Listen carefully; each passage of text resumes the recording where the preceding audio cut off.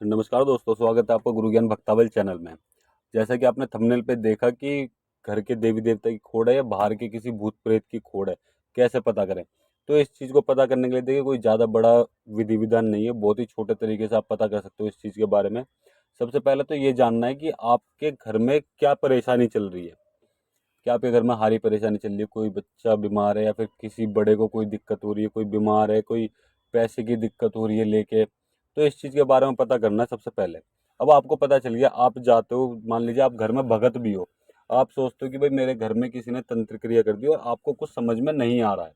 तो देखिए इसके दो कारण होते हैं कि तब समझ में नहीं आता। या तो आपके घर के देवी देवता किसी ने बांध दिए हो, किसी ने आपके घर के देवी देवता पर रोक लगा दी हो, इस वजह से आपको कुछ समझ में नहीं आता। क्योंकि घर के देवी देवता पर रोक लग गई तो यानी कि आपको कुछ समझ में आएगा ही नहीं, कोई बताने वाला नहीं है, तो आपको समझ में क्या आएगा।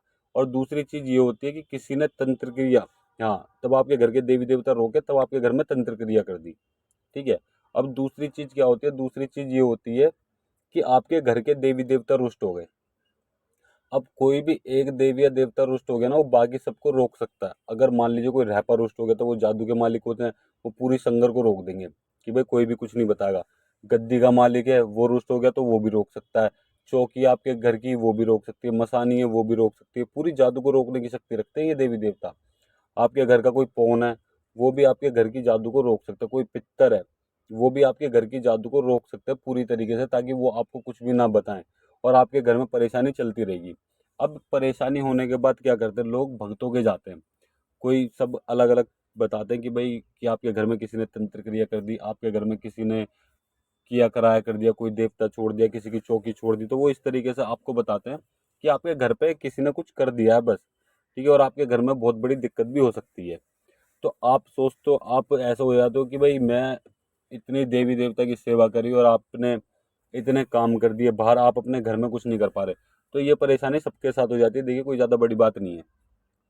अब आप क्या करते हो, उन भक्तों से बोलते हो जी इसका उद्धार करो। बस आप उनसे हाथ पल्ला रखवाते हो, उतारे करवाते हो, सब चीज़ करवाते हो। सिर्फ 1% आराम पड़ता है, 1%। मान लीजिए 1 घंटे के लिए आराम पड़ गया, दोबारा से दिक्कत वहीं की वहीं आ गई। तो ये किसी तंत्र क्रिया का कोई वो नहीं होता कि किसी ने आपके घर में तंत्र क्रिया कर दी। ये होता है आपके घर के देवी देवताओं का। ठीक है। घर के देवी देवता कैसा होता है, जैसे मान लीजिए आप घर के देवी देवता का आपने उठावना रखा। ठीक। अब आपने उठावना रखा घर के देवी देवता की, जैसे आपकी कोई बोली कबूली, आप उसको भूल गए थे, फिर भी आपने याद करने की कोशिश करी कि बाबा जी मैं आपके नाम का उठावना रख रहा हूँ, मुझे याद दिलाओ कि क्या परेशानी है मेरे घर में। आपने उसके नाम का उठावना रख दिया और आपके घर में आराम पड़ गया।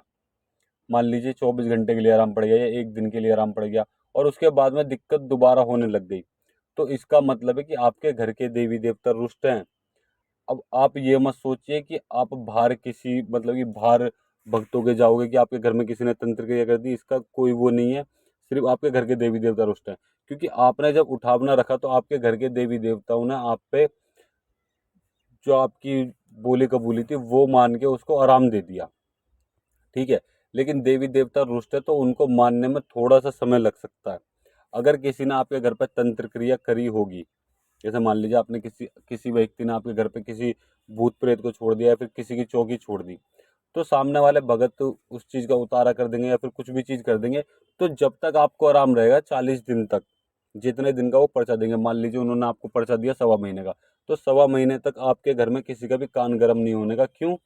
क्योंकि उन्होंने जो आपसे बोली है, बोली कबूली करी है, भेंट मांगी है, क्योंकि वो देनी है उनको अपने देवता को। तो वो चीज़ शांत बैठ जाएगी। वो देवता जो होंगे उनके गुरु उस्ताद के, जिसके भी पास आप गए हो, वो उस चीज़ को शांत बैठा देंगे।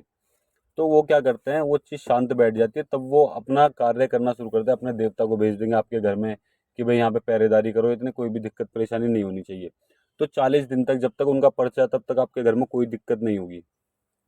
जब आप उनकी जो भी भेंट भोग प्रसाद होगा वो आप दे दोगे, उसके बाद भी ठीक रहेगा। हो सकता है उसके बाद अगर कोई दूसरा व्यक्ति दोबारा तंत्र क्रिया करता है, तब आपके घर में दिक्कत हो सकती है, वरना कोई दिक्कत नहीं होती। तो ये चीज़ समझ गए हो कि मतलब कि आपने किसी भगत से कोई काम करवाया, वो दिक्कत हट गई। वो दिक्कत जब तक नहीं आएगी तब तक आपके घर में कोई व्यक्ति दोबारा से तंत्र क्रिया ना कर दे, या फिर किसी चीज़ को या फिर किसी की चौकी को दोबारा ना भेजे, तब तक आपके घर में कोई भी दिक्कत नहीं होगी। घर के देवी देवता की खोड़ ऐसी, आप किसी से उतारा करवा लो, उठावने रख दो कुछ समय के लिए, मान लीजिए 1 घंटा 2 घंटा या फिर 24 घंटे, इतना आराम पड़ जाएगा, लेकिन उसके बाद दिक्कत 100% है कि आपके घर में होगी होगी। तो ये 2 कारण होते हैं कि आपके घर में देवी देवता की खोड़ है या फिर भूत प्रेत की खोड़ है। अगर भूत प्रेत की खोड़ है, देखिए एक और चीज़ होती है, घर के देवी देवता की खोड़ है तो वो आपके घर में दिक्कत दे देंगे थोड़ी बहुत, कि परेशान कर देंगे, ठीक है? बहुत ज़्यादा परेशान कर देंगे, काम धंधा नहीं चलने देंगे या फिर आपके घर में बीमार कर देंगे। तो ये चीज़ें दिक्कतें होती हैं घर के देवी देवताओं की। आपकी नौकरी छूट जाएगी, आपके काम बनते बनते बिगड़ जाएंगे, ये दिक्कत होती है। घर के देवी देवता भी ऐसी दिक्कत कर देते हैं, लेकिन वो ज़्यादा दिक्कत नहीं पहुंचाते। ज़्यादा दिक्कत वो पहुंचाएंगे तो फिर उसको ठीक भी वही करेंगे, क्योंकि उन्होंने मान लीजिए एकदम से आपको कुछ समझ में नहीं आ रहा, आप जगह जगह भटक रहे हो, तो वो एकदम दिक्कत बढ़ा देंगे। जैसे मान लीजिए किसी के तबीयत खराब हो रही, तो उसकी दिक्कत तबीयत और ज़्यादा खराब होने लग जाएगी।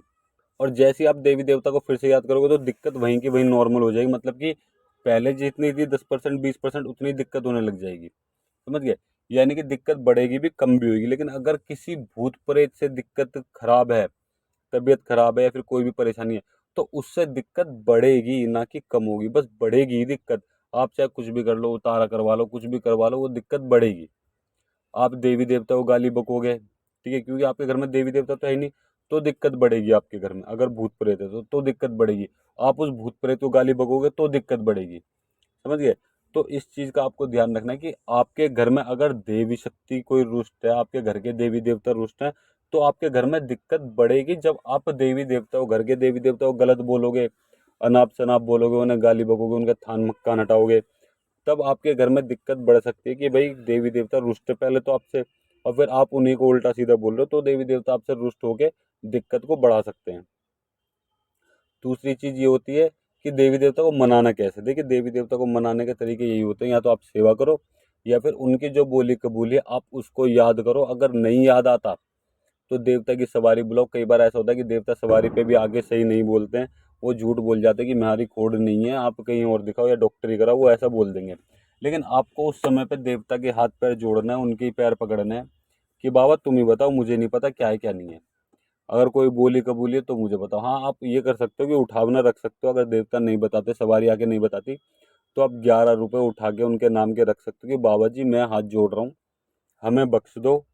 जो भी मेरे से बोली कबूली है, जो मैं भूल गया हूँ या फिर जो भी मेरे से गलती हुई है, उसे मुझे सपने में दिखा दो, या फिर मेरे घर में किसी को भी सपने में दिखा दो। क्योंकि कई बार ऐसा होता है कि भगत को नहीं दिखाते सपने में, क्योंकि उससे भगत से गलती हुई है, या अगर किसी और से गलती होगी तो उसको नहीं दिखाएंगे।